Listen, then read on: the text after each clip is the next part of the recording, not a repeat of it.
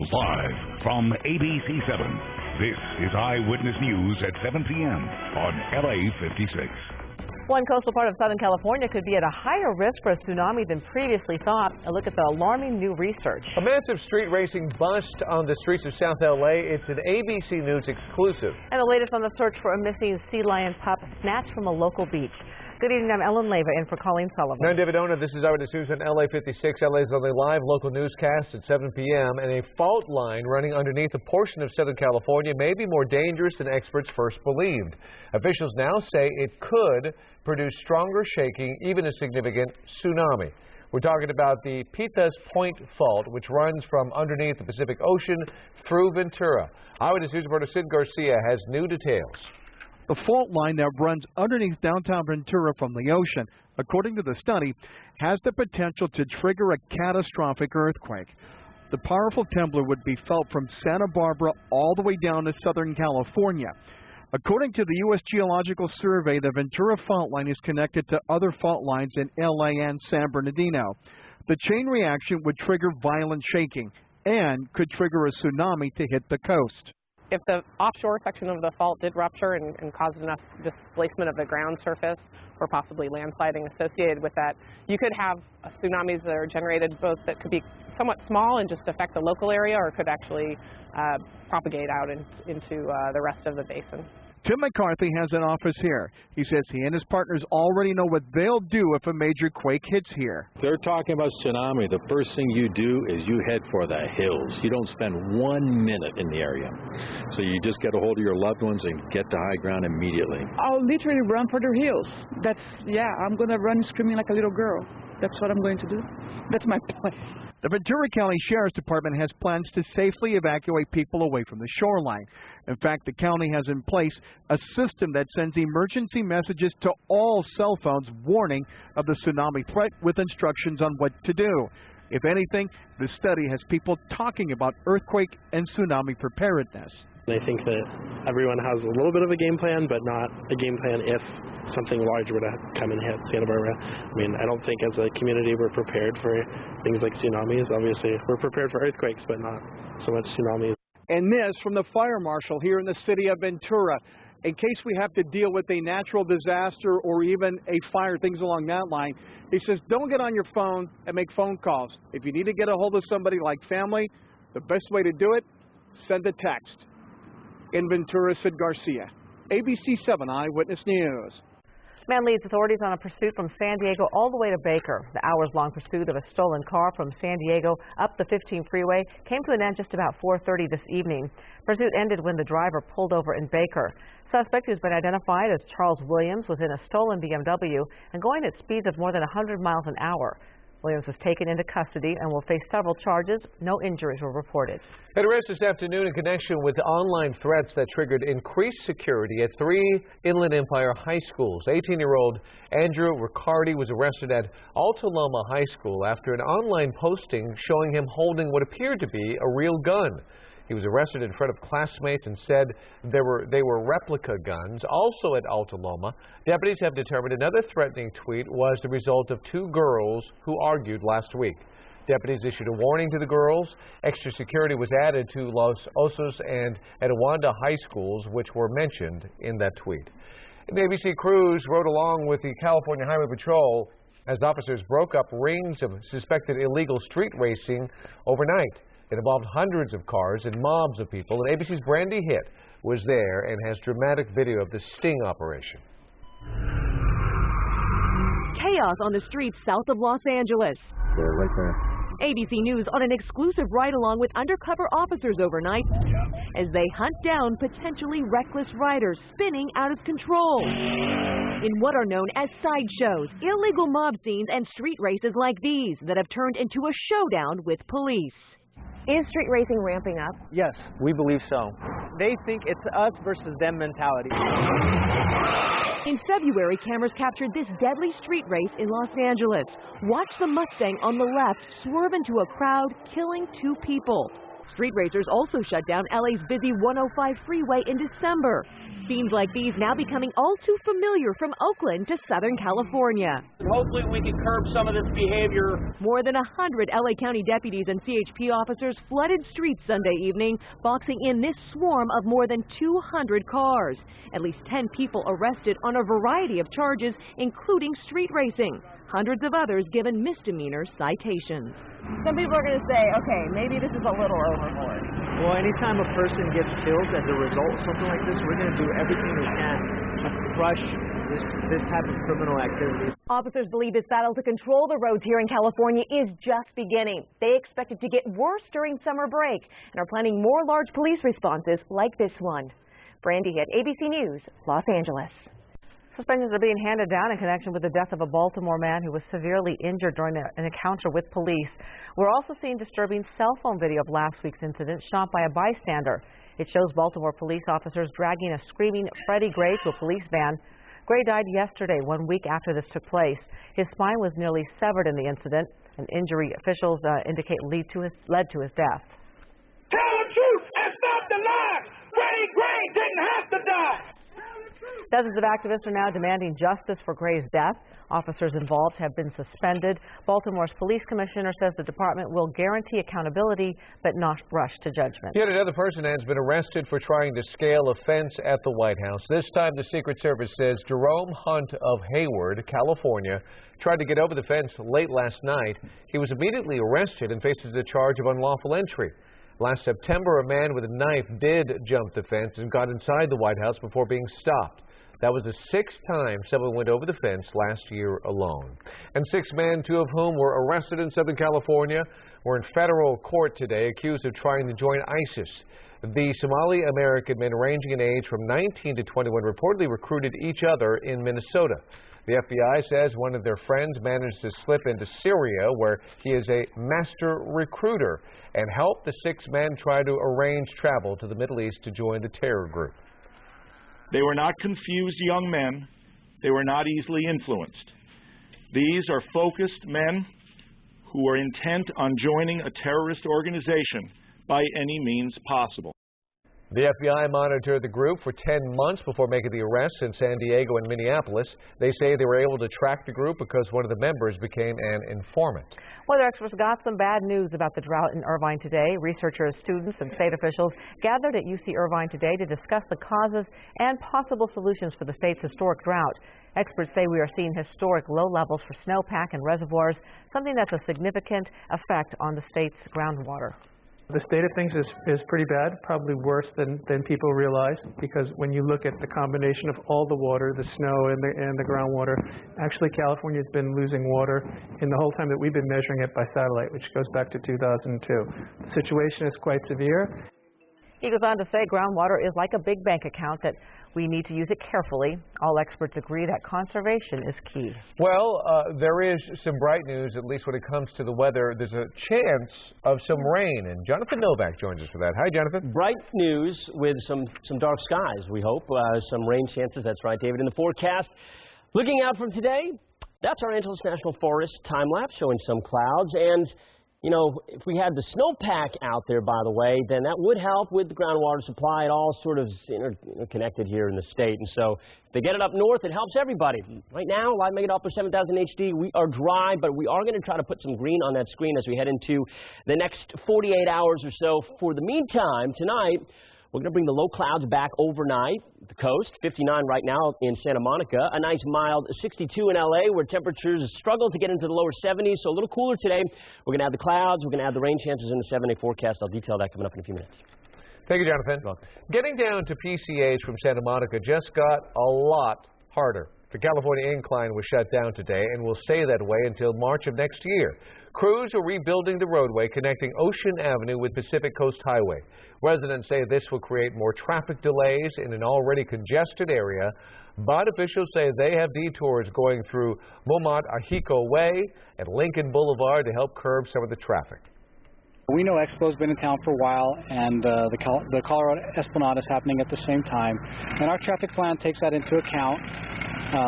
Like I said, by monitoring traffic in real time and being able to adjust traffic signals. This is all part of a $15 million plan to rebuild the incline and make it more earthquake safe, as well as more accessible to drivers, pedestrians, and cyclists. Natural threats aren't the only problem sea lions are facing in Southern California. A group of people is accused of snatching a baby sea lion from Dockweiler State Beach over the weekend. Eyewitness News reporter Rob Hayes has the story. It's one of the few good signs we've been seeing lately with the local sea lion population. Half a dozen of the animals released back into the wild after about a month of rehabilitation at the Marine Mammal Care Center in San Pedro. They put on weight, they're hydrated, and they're looking like they can survive. Christopher Nagel is the director of the Center for Marine Studies. He says despite these 6 releases, sea lions are still suffering from a devastating lack of food. The anchovy is gone, the sardines are not here, so they're desperate. By the time they wash the shore, they're completely dehydrated and emaciated. But natural threats aren't the only problems these animals are facing. LAPD is trying to track down a group of people seen harassing 2 baby sea lions over the weekend, then grabbing one and driving away with it. A civilian would never know what to do with these. We don't know what the condition of those sea lions were, how old they were, but the guess is that they were under a year old, the same as these, and they might be dehydrated and they need tube feeding. The 2 men and 2 women behind the sea lion snatching were driving a dark 2-door Honda Civic with California license plates. The last 2 digits on the plates were 56. Meantime, the sea lions released today quickly returned to the sea. Freshly fattened up and nursed back to health, ready, these workers hope, to thrive out here on their own. Though 2 of them weren't too eager to leave their new family behind. They're saying, hey, we want to go back. It was kind of nice back there. Kind of nice, but too overcrowded for these guys. The center is already bursting at its seams with another 120 of their ailing friends. In San Pedro, Rob Hayes, ABC7 Eyewitness News. And up next, new information today on the condition of Bobby Christina Brown, why her father is hopeful about her progress. Let's take a look at this dramatic rescue in Texas. Officers scrambled to reach a man trapped in a burning vehicle, and this story.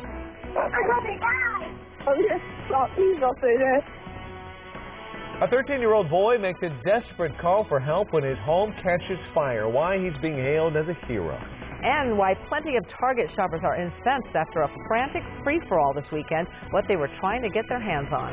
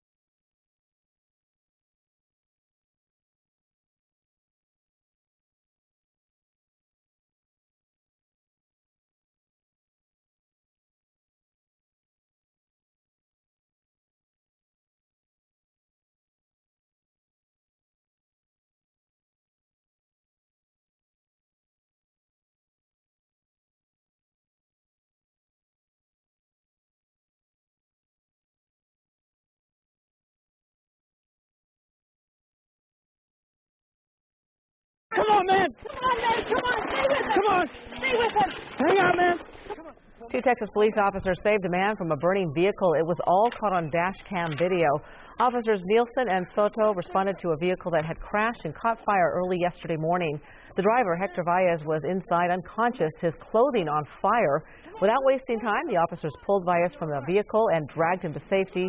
He was taken to a hospital. There appears to be some backtracking from Bobby Brown's statement over the weekend that daughter Bobby Christina was, quote, awake. The 21-year-old daughter of Brown and the late Whitney Houston was found unconscious in her Georgia home nearly 3 months ago. In a video during a concert in Dallas, Brown said, quote, Bobby is awake, she is watching me. Today, Brown's lawyer and wife both issued statements saying, in effect, her condition has improved, but not indicating whether she is conscious. And a 13-year-old Maryland boy helped save himself and his younger sister by calling 911 and staying calm, even though they were trapped in their burning home. Oh, yes. Stop. Please don't say that. I need you to tell me, if the firefighters came to the front door, how would they get to you in the room? So up the steps, right in the back hallway. So up the steps, and then do I turn right? Yes. Who else is in the house? I got my mom, my stepfather, and my older brother in the basement. Mom, you okay? Well, the other family members didn't answer because they were already out of the house. Meanwhile, Marcus calmly helped the dispatcher guide firefighters to their exact location in the house. He did wonderful, and everything that he gave us helped save him and his little sister's life. Yeah, that was great. Great feeling. Everyone in the family was taken to the hospital to get checked out, and all are expected to be fine. Well, there's a new receptionist at work in Japan, but she doesn't require a paycheck or even food.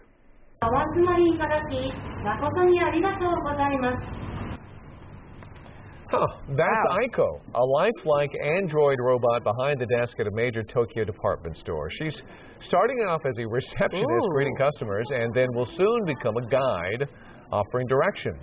The Shiba is working on syncing Aiko's mouth and voice and will soon upgrade the languages that she is able to speak. She looks more awake than a lot of people I know. Truly. Wow. Check in with Jonathan Novak. Now we might be getting a little bit of rain, which is hard to believe. No, can you believe it? We've had a couple of sort of late season storms as of late. And not to sound overly cliche, Jay, but we take what we can get. And it looks like we'll be getting a little bit more shower activity as we go on through the next few days. Tomorrow, not so much, maybe in the mountains, but you see a few light readings heading up to the northern counties there. North of Santa Barbara, and we might actually see a sprinkle up in that portion of the area tonight. Tomorrow, chances are a little bit better. I'm going to show you why in a second, but let's see what's happening today outside in the almanac. We see 70 degrees was our high. I'm going to step out of that right there, and 73 is the normal, so we were actually below average. We've been on a little bit of a cool down with lows right there near average in the mid-50s. A cool night is ahead again this evening. Long Beach, 63, and actually that is not Long Beach, but we are seeing 63 degrees, and we are seeing temperatures dropping down into the 50s tonight, where the low clouds will return by the morning time, and I don't think it'll last terribly long, but what we're going to have the next few days, really, more importantly, is energy moving through the atmosphere. Where is it coming from? It's coming from this area, low pressure. You can make it out pretty well right here on the left side of your screen. That low pressure area is going to move over Southern California, along with another area of low pressure between, well, Tuesday in through Friday, really, we have some rain chances. There's nothing terribly significant unless you're in the mountains where we have some chances of storms. But we will see, it looks like, at least some rain around the area. This is the satellite radar now. We're dissolving over to the future scan to show you where all of that energy is going to be going over the next few days. This is Monday at 8 p.m. And watch it right here. You see that yellow? See some red in there as well. That's lift. When we talk about energy, we're talking about lift in the atmosphere. You get that air lifting up, and the moisture will end up condensing, and you get showers and or storms. And this is Tuesday at 4 p.m. And you see here another trough digging into the west coast by that point. Wednesday, Thursday, same story. So we've got a few days here. These aren't really strong systems, but it's enough that we're going to hopefully squeeze out a few showers throughout the week, mainly in the mountains. So lows tonight, again, I mentioned some 50s. We got 56 from Inglewood to Los Angeles, very average. 48 Lancaster and Frazier Park. You should bottom out around 45 tomorrow morning. Highs tomorrow. Yeah, what you saw today, maybe even a degree cooler, knocking it down to 69 Los Angeles, 70 Anaheim, below average, 73 in the IE, and 65 Dana Point. That 70 forecast for LA Metro and Orange County, powered up by AccuWeather. Tomorrow, we're not really looking for rain so much as the cloud cover in the LA area, but look at the shower activity, a slight chance on Wednesday, better on Thursday and Friday. Then we're back into the good sunny stuff for the weekend. Valley's IE, you have a chance of rain Wednesday, Thursday, Friday. Best chances for you Thursday, Friday, but again, only about 30%. The beach, look for some clouds tonight, overnight, some morning low cloud cover, and then Thursday, Friday, a slight chance for a couple of light showers. Temps are going to be staying in the 60s for you. The mountains is where the best shot at some rain will be. 40, 30, 40. Those are your chances here the next 3 days. Temperatures for highs are going to be around 49 for most of the week. In the high desert, you too have a shot at some rain. Some of those showers drifting out over the mountains into the Antelope Valley. That's it for me. We got more weather coming up in a few minutes. Back to you guys at the desk. Right, Jonathan, thank you. It's a shopping frenzy that caused some major customer outrage. A new line of clothing by a top designer selling out minutes after going on sale. ABC's Rebecca Jarvis has more on the mega store feeling the heat tonight. They came, they shopped, and some of the lucky ones conquered. We really had no idea how crazy it was going to be. Waiting outside Target stores across the country in the wee hours of the morning, shoppers racing to get their hands on the new, deeply discounted Lilly Pulitzer line. Right when the doors opened, there was just automatically this small little stampede of people running right to the merchandise. The bold, colorful, iconic American resort wear, once worn by Jackie O herself, sold out within minutes. Shoppers tweeting their victories and their defeats. We went to check it out. This is where all the Lilly for Target merchandise used to be, but now you can see there's nothing left. What remains, mostly on eBay, where thousands of customers are cashing in, posting their purchases at huge markups. This maxi dress now nearly 7 times the original cost. But during our visit, we have scoured this entire Target store, and this is it, the last Lilly Pulitzer dress available. Better fashionably late than never. Rebecca Jarvis, ABC News, New York. All right, quickly, we want to take you to breaking news in Walnut. This is the brush fire, but more importantly, these are trees that somehow caught fire right next to this huge palatial estate. Take a look at it as Air7 HD pulls out and shows you this, what we believe to be a home, and it's surrounded by a number of other really pricey houses. But wow. Firefighters from the LA County, they got to it quickly. You can see the narrow streets that they had to maneuver down. There's all the fire units there, but you saw a number of trees that have basically burned, but it appears that the fire is out. We don't know what started it. A lot of concern here, but it now appears to be under control. And that is good news. Up next, meet a woman who took a 72-ounce steak, and she won. Oh, my God. 72 ounces, yuck. Could you do this? I know you could, Ellen. Find out how many this woman ate that could put her in the record book. Wow. And ahead at 7:30, a local family has filed a wrongful death lawsuit against Southwest Airlines. What they're accusing the airline of not doing for their loved one on a flight to Santa Ana.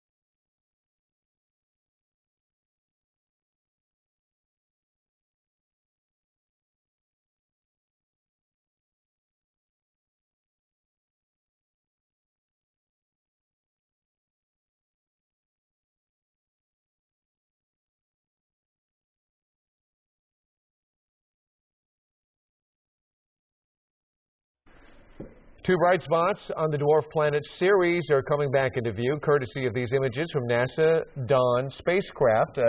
Dawn took the pictures last week from 14,000 miles above Ceres' North Pole. Scientists don't yet know what's causing the bright spots, but they are seeing other interesting features, including heavy cratering. And they expect to see more as Dawn moves into lower orbits in the coming weeks. All right, this makes a hot dog eating contest look like child's play. Check out the food challenge competitive eater Molly Schuler took on at the Big Texan Steak Ranch in Amarillo. She managed to put down 3 72-ounce steaks, 3 baked potatoes, 3 salads, 3 shrimp cocktails, and 3 dinner rolls, and she did it all in 18 minutes. It's really gross. Schuler, who's from California, was relaxed, and she took it all in stride. Looking for some free steak and free food and meet with friends, and this is a vacation. Yeah, Schuler beat her own personal record from last year. She took home $5,000 as a reward and a possible spot in the Guinness Book of World Records. 3 72-ounce steaks. How's that possible? I don't know, but watch her eat it. It's kind of gross. And she was looking forward to all the free stuff. I would be petrified. We're updating the evening's top stories next at 7:30. Including how to end jail violence. Today, the ACLU and the Sheriff's Department took a major step forward. Plus, some popular parts of San Pedro are seeing a growing homeless population. Now some are calling on the city to step in and take action.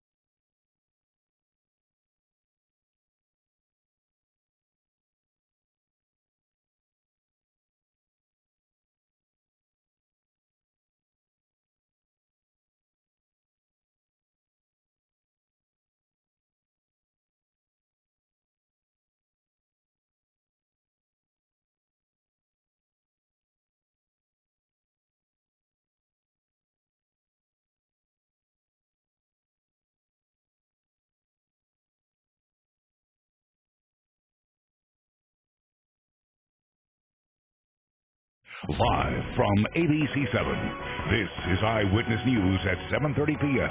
on LA56.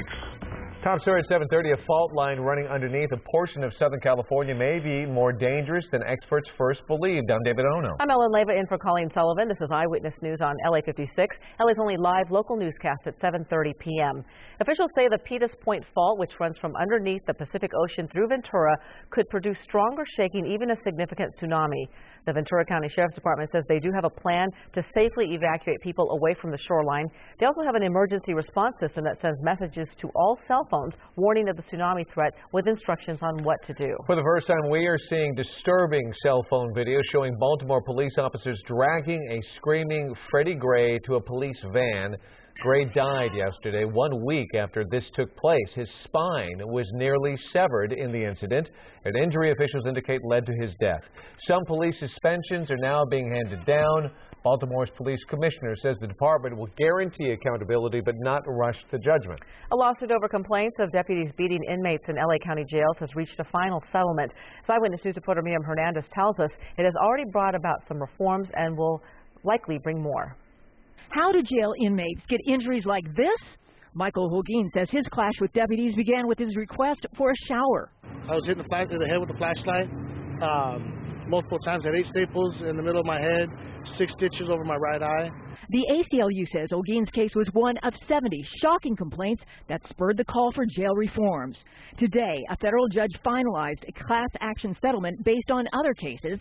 It itemizes 106 practices to curb excessive force and improve the grievance process.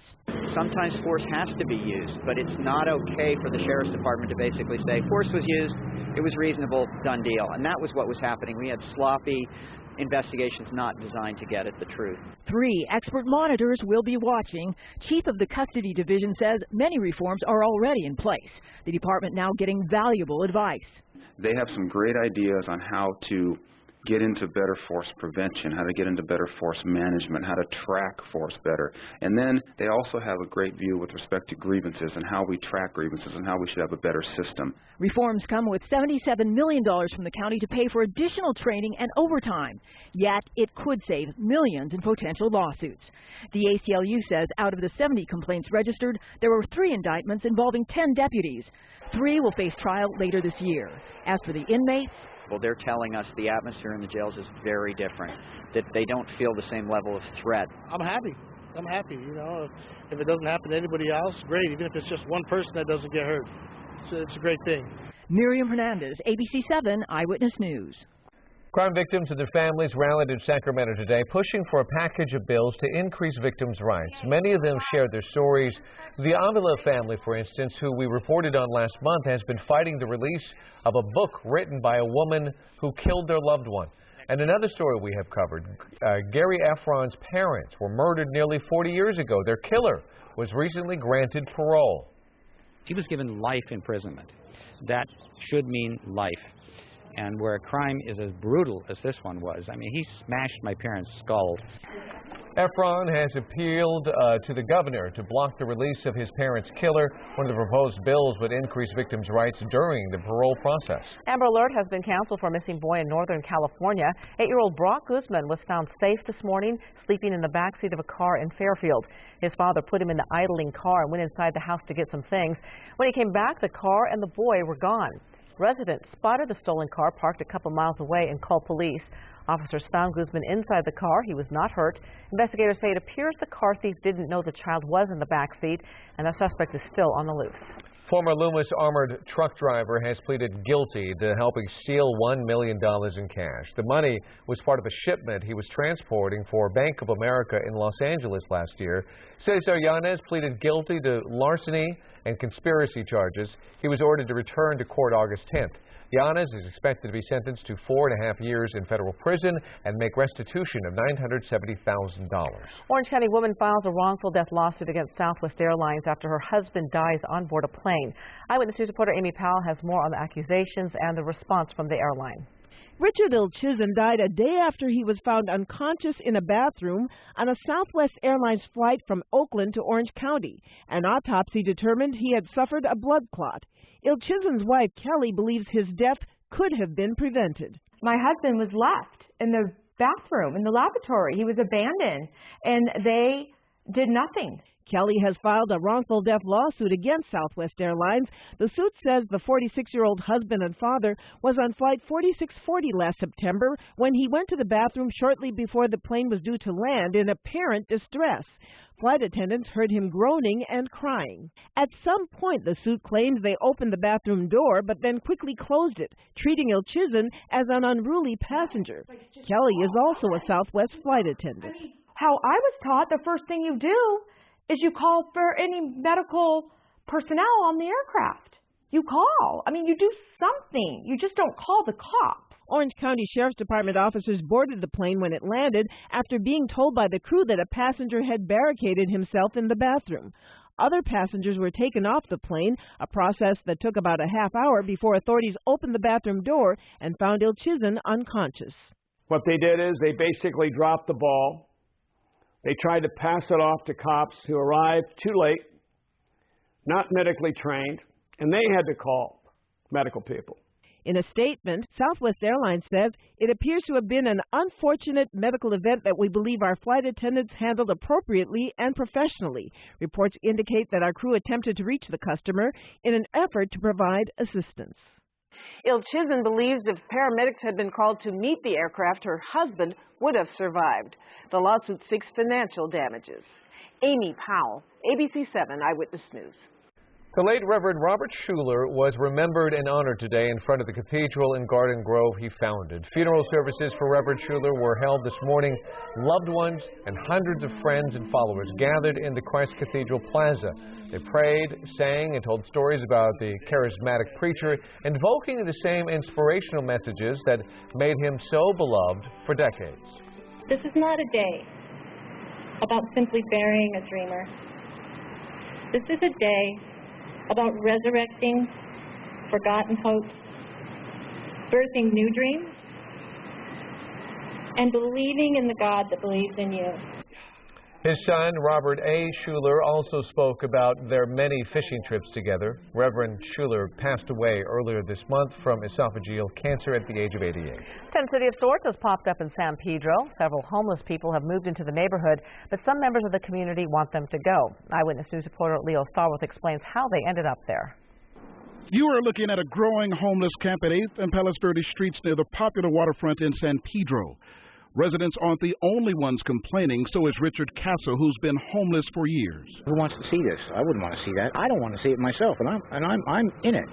The city says many of the homeless people in this area are transplants coming in within the last 2 weeks after being moved from other parts of the city that are being revitalized.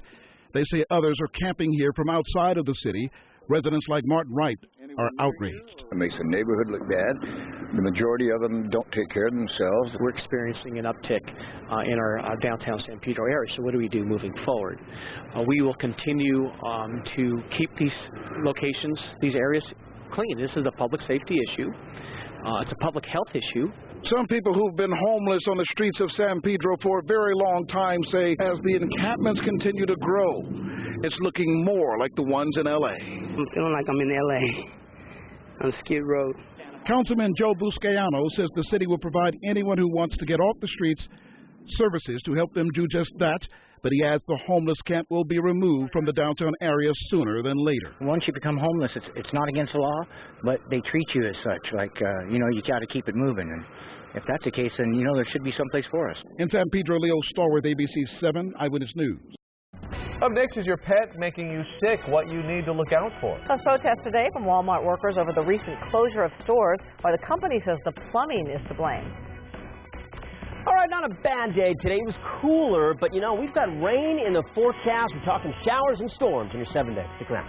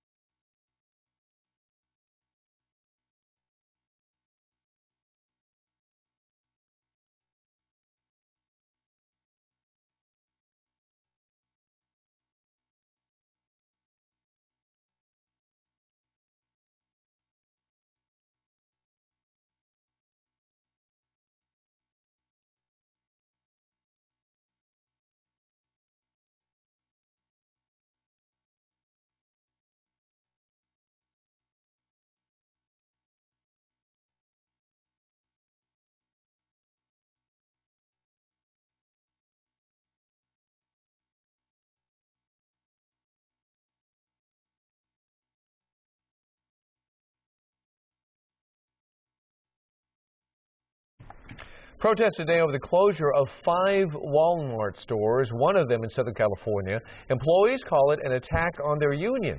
Walmart says it all has to do with plumbing problems. Eyewitness News reporter Giovanna Laura reports from Pico Rivera.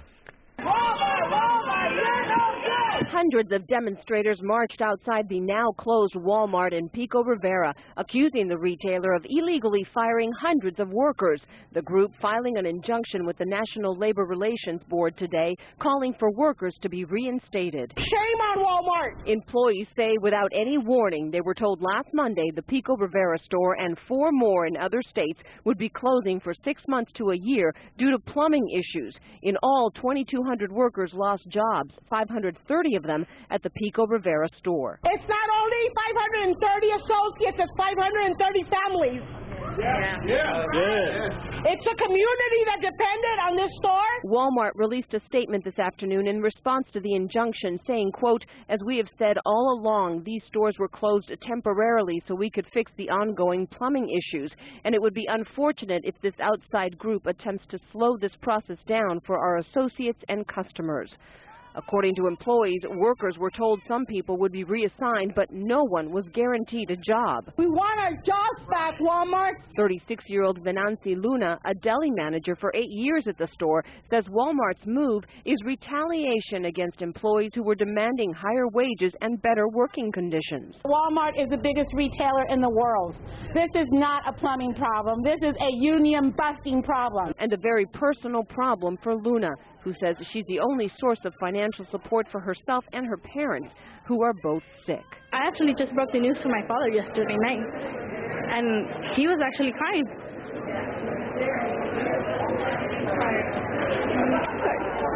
And it's not easy for my father to cry and tell me, what are we going to do?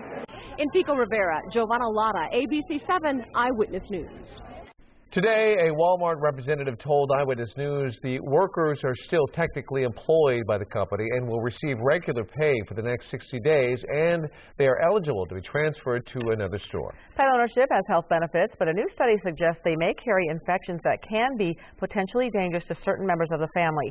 A new study finds patients with compromised immune systems, young children, the elderly, and pregnant women are especially susceptible to developing severe disease. Reptiles, amphibians, and rodents can transmit infections even without direct contact, but bites and scratches from cats and dogs are the most common ways to get exposed. If you are immunocompromised and you have a pet, then you should have a plan and understand that if you are bit, if you do suffer a scratch, you should definitely follow up and see your doctor. Doctors aren't saying don't get a pet, but encourage common sense measures such as proper hand washing and limited face licking. Rain in the 7-day forecast. Jonathan Novak has his complete forecast up next. Plus in sports, the Rams' trek to the Southland comes a little earlier than expected. We'll explain why. And a big celebration at Granada Hills Charter High School. They're the top academic decathlon team in the country.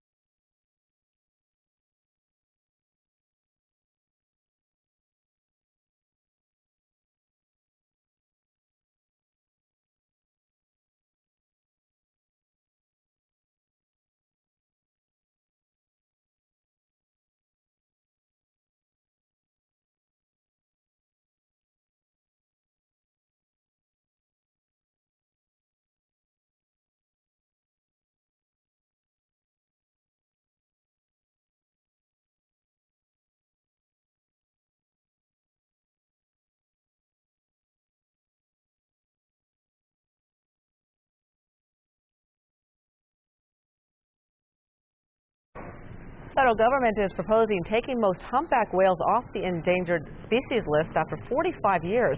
National Oceanic and Atmospheric Administration Fisheries want to reclassify humpbacks into 14 distinct populations and remove 10 of those from the list. 2 populations will remain listed as endangered. 2 would be threatened, including Central American whales that swim past California to get to their feeding areas. The proposal goes to a 90-day public comment period. If passed, humpbacks would still be protected under the Marine Mammal Protection Act. All right, let's talk about our weather because, believe it or not, cooler temperatures, even rain in the forecast. Today, 70 today. Nice. Great. I love that. Oh, yeah. You know, we could be like that all spring. And some, for me, people are like, no, I don't think so. I'm with you. No, we missed it all. The Yeah. winter was just gone. So we're getting it, but it's, you know, Mother Nature's, and her watch is broken. Speaking of which, I have to get my watch battery on that. Anyway, let's take a look and see what's happening out there. That's why it came to my mind. I'm like, hey, you know, it's easy to get up and go ahead and change that watch battery. Maybe Mother Nature had the same situation because we have some rain in the forecast. 3 or 4 days of it, if you can believe that, folks. Live Meganopolis 7000 HD.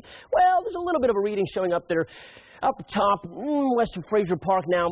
Storms over the next few days, they're forming over the mountains most likely, and they could drift toward the coast or into the valleys. This particular area of activity there you see slowly drifting to the west-southwest of Fraser Park, and that's kind of going to be the story here, at least for the first couple of days. I'm going to show you a little bit later. We might have some additional activity on Thursday, but it's definitely going to be a good week for those looking for rain, which is really all of us. Live Meganopolis 7000 HD picking up on some showers and even some snow up there in the Sierra. The High Sierra looking like this is good news for them too. And if they get rain and snow, it's good for everybody. We're really looking for some precipitation this week. It is late in the season, late in the season. But hey, we need it. And won't really do much in terms of the drought, but, you know, we need it and we will take it. Burbank, you can see those clouds. I don't know if you can make that out there over the terrain. You see some of these clouds bubbling up here. So as you get the energy in the atmosphere, which is going to be moving through the next couple of days, we're going to get that moist air lifting up over the mountains, and you get the air cooling. When it cools, that moisture will condense, and we get those showers and storms. 63 in Burbank. Look at the winds, a little bit of a breeze, 10 miles an hour. So you'll have that tonight. Tomorrow morning, clouds building back into the coast around LA and Santa Monica, and it's going to be another cool one as we look at the 24-hour temperature change, anywhere from 5, 6, 7, 8 degrees cooler this time compared to this time last night. So we've definitely been cooler. The last 24 hours are going to cool down even more tomorrow as this area of low pressure, you see this spinning right here, that area of low pressure is going to be moving over Southern California, and that's going to bring that chance of rain into play. This is Tuesday, stop it in the afternoon, chance of rain right there at 1 p.m. over the mountains. Maybe some storms forming, could see some lightning. Those could drift down into the valleys and into the coast areas, especially up around Ventura County. That is a possibility, so keep that in mind as we go in through the Tuesday, Wednesday time frame. Thursday, more storms possible. In fact, I think maybe even a better chance in the mountains on Thursday. But for the highs tomorrow, we're looking to cool things off. 69 in Los Angeles is cooler than you saw today. Chance of rain is low on Wednesday, but Thursday, the best chance. Highs only in the 60s for most of the forecast, and even a lingering chance on Friday. Valleys, IE, pretty much the same story for you. Upper 60s for about 4 days or so. Chance of rain best on Thursday, but you have a chance of an isolated shower storm Wednesday and Friday on either side. Beach forecast looks like it's mainly going to be clouds, low clouds in the morning, a slim chance of a light shower. It's the mountains. You have a 40% chance of showers and storms tomorrow. Wednesday and Thursday about the same, especially I think on Thursday with highs barely making it into the upper 40s. You saw the high desert there. I'll just put it right back up there for you. In the upper 60s from Wednesday, Thursday, and Friday. Chance of rain for you as well. Could get some of those showers drifting out over the mountains into the Antelope Valley. So fingers crossed, guys. Looks like we could have a little bit of a busy week. That'll be great. Yeah, all right, Jonathan, thank you. You're welcome. The Ducks are on the hunt for a 3-0 series lead against Winnipeg tonight. The games have moved north of the border, but not to worry, as the Ducks won just as many games away from the Honda Center this year as they did in front of the home crowd. Highlights tonight with the news at 11 p.m. on ABC7. NBA playoffs, Chicago looking to take a 2-0 lead on Milwaukee. It was a low-scoring first half, but Bulls forward Nikola Mirotic finished the half with 7 straight points as the Bulls led 39-38 at the break. Jimmy Butler scoring from all angles on the court tonight, getting the jumper to fall while also attacking the rim with authority. Butler exploded for 31 points as the Bulls had 5 guys in double figures. And just under a minute to go, Chicago's up 89-82 when Derrick Rose drains the fadeaway jumper. That's the dagger. Bulls take a 2-0 lead winning 91-82. And if you can't wait until 2016 to possibly see the Rams playing in the Southland, you could do it this offseason. That's because the current St. Louis Rams will join the Cowboys this summer in Oxnard for a handful of practices. The Rams will stay in California for their first preseason game against Oakland before heading to Tennessee. Could this possibly be a look ahead to next year? Finally, Tim Tebow is getting another shot to make an NFL roster. He signed today with the Philadelphia Eagles. He could be a decent fit in Chip Kelly's run-and-pass quarterback offense. And as you may remember, when Tebow got down on one knee in prayer, it created the word Tebowing. Other players started doing it, and there were even contests held for those who did it. Tebow was even awarded a legal trademark for Tebowing, but doesn't cover snack foods because, yes, a Philadelphia pretzel company has created a custom Tebowing soft pretzel with plenty of salt. They sent a big box of them today to the Eagles training facility. I love pretzels. Yeah. Champions welcome for the academic decathlon team at Granada Hills Charter High School. They won their 4th national title in 5 years over the weekend. Eyewitness News reporter Mark Cota-Robles caught up with the winners who are still basking in the glory. A big celebration today at Granada Hills Charter High School. For the 4th time in 5 years, they are national academic decathlon champions. It's safe to say these kids are smart. Math, science, social science, literature, speech, interview, essay, economics, arts, and music. Granada! Where are we going? All the way! The team of 8 beat 46 teams from across the U.S. Senior Irene Lee was on the team last year when they finished 2nd. It's just so undescribable, the emotions that flood in, the memories. Finding that motivation all the time was probably the hardest thing I've ever done. Jasmine Kim was another returning member. I originally thought my strong point was music because I've been trained in the classical piano since I was 5, but I think my strong point happened to be speech at this competition, and it took me completely by surprise. The medals and the trophies and everything is fantastic. Eventually those things are ultimately not the lasting lesson of decathlon. Coach Matt Arnold talked about teamwork, others about what became their second family. Just having them to support me no matter what happens is one of the greatest things I've ever felt. And I want to thank every single one of you so much for that. Thank you. A special day for this team, no doubt. Now, many of the team members are now graduating and on to college. Irene Lee, for example, who you heard from in that story, has been accepted into Johns Hopkins and Dartmouth, but she's hoping that with this national title, she'll finally be accepted into Yale. Reporting from Granada Hills, I'm Mark Cota-Robles, ABC7 Eyewitness News. And more news straight ahead here at 7:30 and ahead tonight on Eyewitness News at 11 on ABC7. Police want you to see this video, the robber who got more than he bargained for when he attacked a local store clerk. Plus, an LAPD officer pleads not guilty to the beating of a man last October, and tonight we hear from the victim. Now, these stories and all the late breaking news on Southern California's #1 late newscast, Eyewitness News at 11 on ABC7.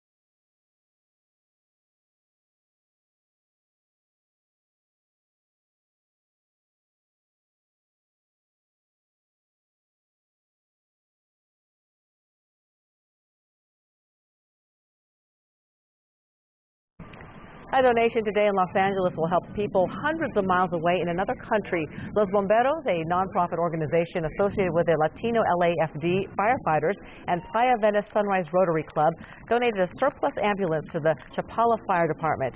Now, that department is located outside Guadalajara, Mexico. A defibrillator was also donated, something the department currently does not have. Well, thank you for joining us. Right with the news at 7:30 on LA56. Law and Order SVU is next here on LA56. And Eyewitness News continues at 11 p.m. on ABC7 and anytime on ABC7.com. Remember, you can get your news 24 hours a day by following us on Facebook, Twitter, and Instagram, and by downloading our ABC7 app. We'll see you tomorrow night at 7 o'clock right here in LA56. Have a good night.